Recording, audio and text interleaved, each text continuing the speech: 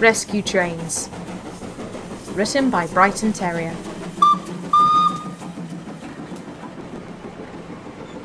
A new shipment of coal had arrived on the island. It seemed fine to begin with, but as the new coal replaced the old, the problems quickly began to take hold. Bigger engines like Gordon and Henry didn't have much trouble, but for smaller engines like James and Edward, it caused poor steaming and solid lumps that the crews called clinker, which would settle on the fire bars and choke the fire.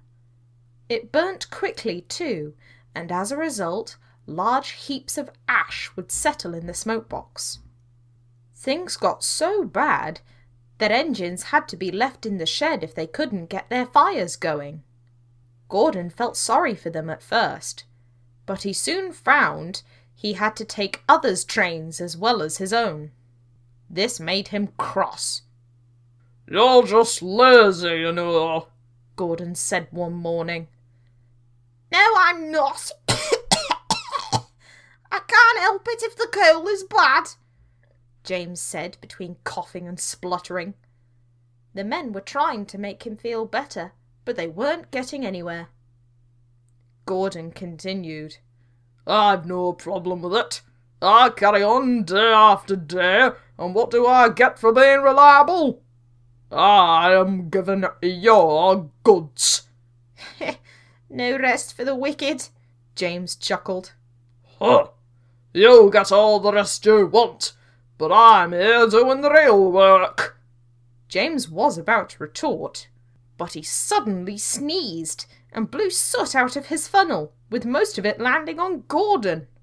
Gordon seethed under his breath and quickly left the yards to avoid attention.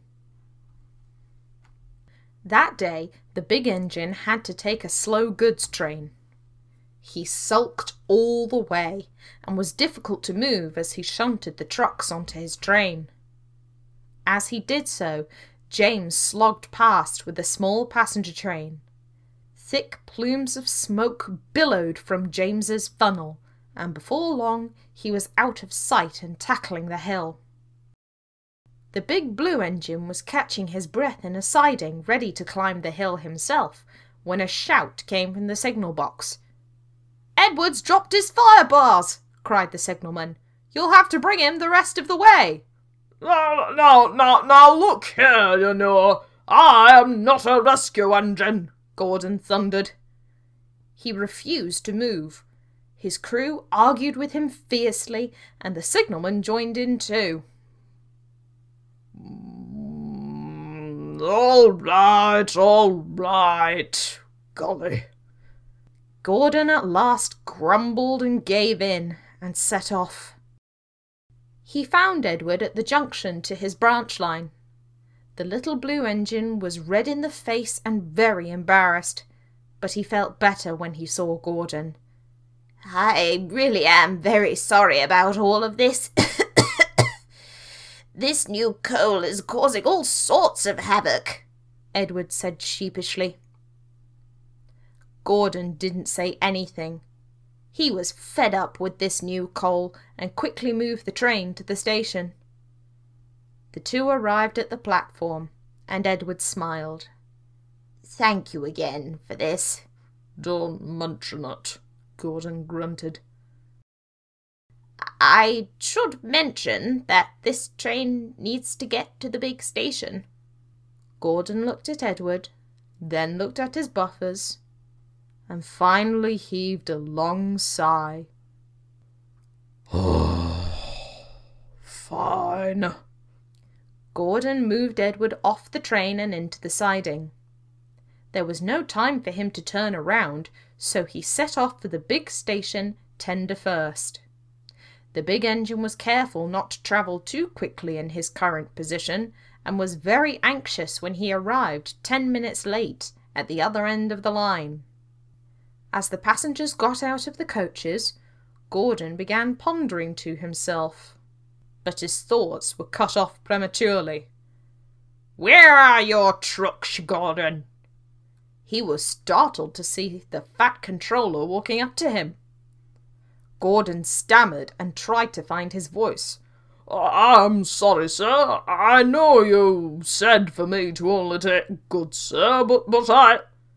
The Fat Controller held up his hand for silence. You had better have a very good reason for taking other engines coaches, Gordon. Well, sir, Gordon was quickly interrupted as one of his passengers stepped out and walked towards the Fat Controller. It was Lady Hat. Gordon was very surprised to see that she had been on the train. Gordon did put up a little bit of a fuss, dear, but he put that aside to bring the passengers home. And he did it running backwards, and I know you're always saying that isn't proper. Sir Topham Hatt recovered and turned to the big blue engine.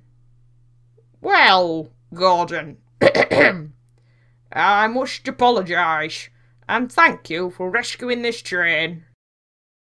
Gordon gave a small smile, and was about to go, when the Fat Controller spoke up again. However, I do not approve of your complaints. Since the other engines are still in some difficulties, I would like you to stay on goods trains.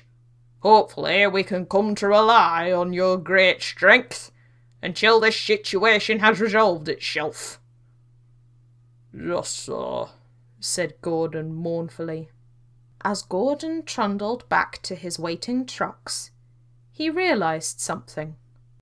If the Fat Controller is indeed relying on me, then I have a duty of care to not let him down.